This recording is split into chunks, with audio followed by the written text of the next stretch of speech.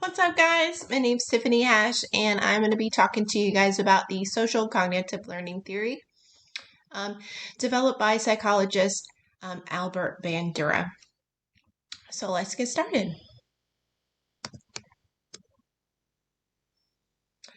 All right. So advertising has definitely changed a lot over the years. And what if your students were watching this advertisement today?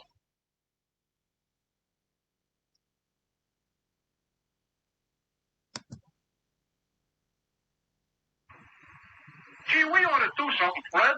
Okay. How's about taking a nap? Hey, I got a better idea. Let's take a Winston break. That's it. Winston is the one filter cigarette that delivers flavor 20 times a pack. Winston's got that filter blend. Yeah, Fred.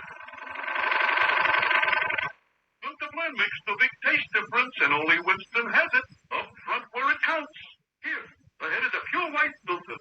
Winston packs rich tobaccos specially selected and specially processed for good flavor and filter smoking. Yeah, Barney, Winston tastes good, like a cigarette should.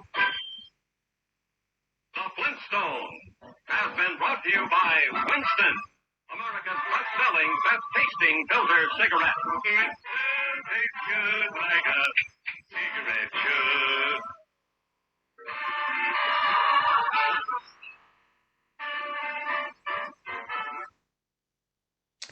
So, what do you think?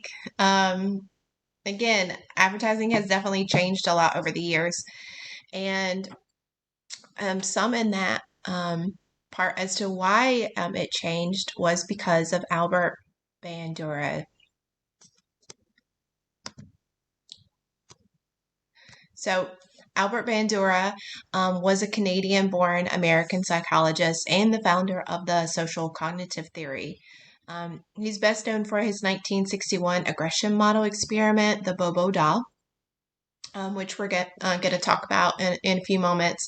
And he did testify before the FTC, the Federal Trade Commission, to pass new advertising standards, which reduced violence in advertising. So, like the cigarette commercial that you saw in a Flintstones episode, which the Flintstones cartoon was definitely directed toward children, he made it known that violence in advertising, so guns, using weapons, fighting, those sort of things were also causing negative effects on children.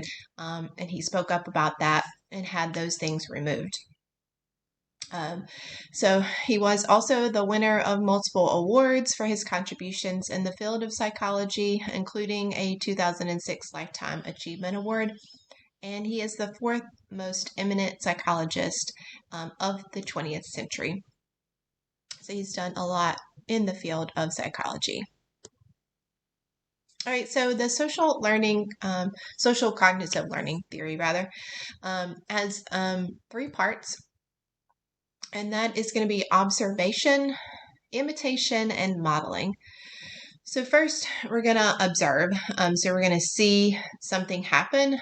We're going to imitate what we saw, and then we're going to be able to model that throughout our life. So, for example, we see someone riding a bike, we want to ride it, we get on, we try to imitate that. It takes us a while to learn it, but then we're able to model that by riding the bike. A little bit of that is also monkey see, monkey do type behavior. Okay, so how it works and what is it going to achieve?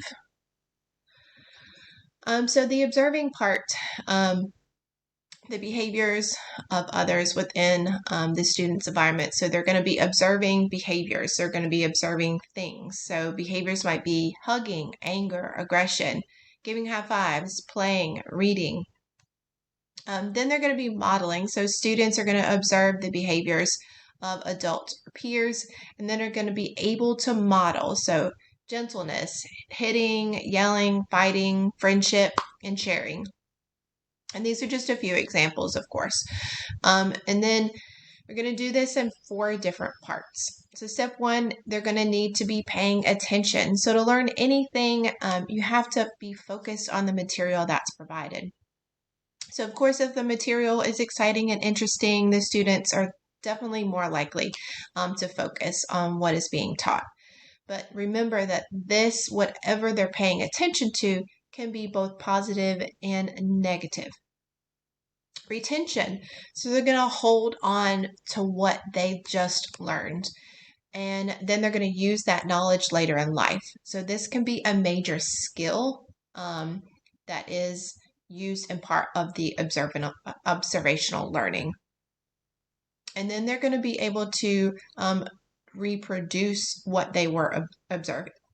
So when they're observing attentively and retaining the model behaviors, a student is now going to be able to perform the same behaviors. So with practice, they're going to be able to improve on what they were learning, okay?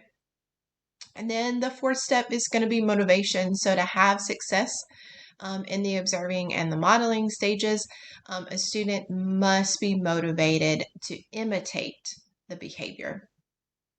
And this is done and achieved through punishment or rewards. And I know when we say punishment, people are like, oh no, but this can be from a student who didn't do something they were supposed to a student that did. And you're rewarding the student's positive behavior and not rewarding a student who had negative behavior.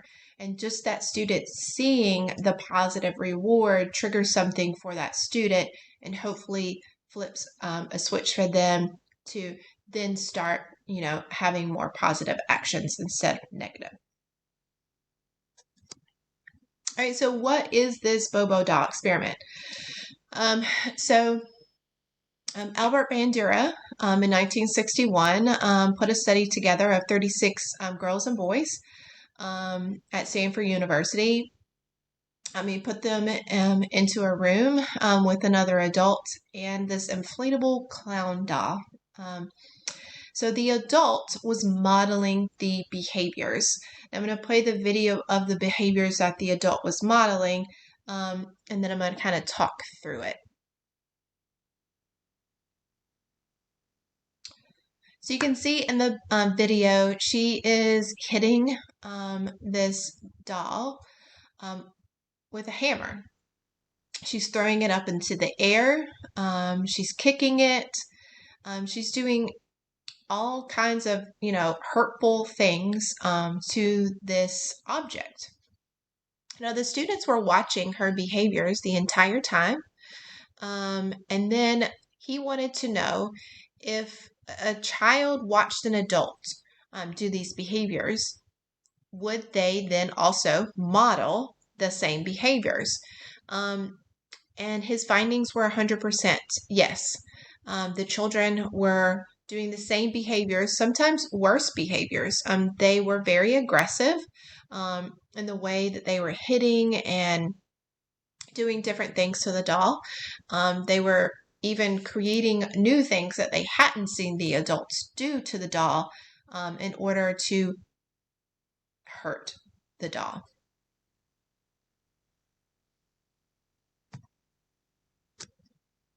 So what does this study tell us as educators? So when children learn from their family environment, it plays a role in their behaviors and how they learn in the classroom. So what happens outside of our classroom? Yes, we have no control over that, but we also need to keep in mind what happens outside of the classroom those behaviors can be brought into our classroom. And so we just need to make sure that we are hyper aware of that. So positive and negative home environments, so the family members, video games, movies, they're all going to play a major role in that children's lifelong behaviors. And so as educators, we have got to be cognitive of the learning environment that we're providing. So we've got to create positive, motivating learning spaces that model appropriate behavior. So if our students are not having modeled appropriate behavior outside of our classroom, then we as educators need to make sure that our classrooms are always modeling appropriate behavior so that they can take those behaviors outside of our classroom. We want to make sure that we are making a positive impact on our students' lifelong experience into multiple years after they leave us. All right, so what can we take away from his study and his theory? What's one thing that you're currently learning about using observational learning in your life? And how will you apply social cognitive learning into your classroom lessons? And then lastly, what's something you learned using observational learning as a kid through maybe your family, a TV show, at school that you use today as an adult? So that's everything I've got for you today. Thank you so much for your time. Hope you have a great day.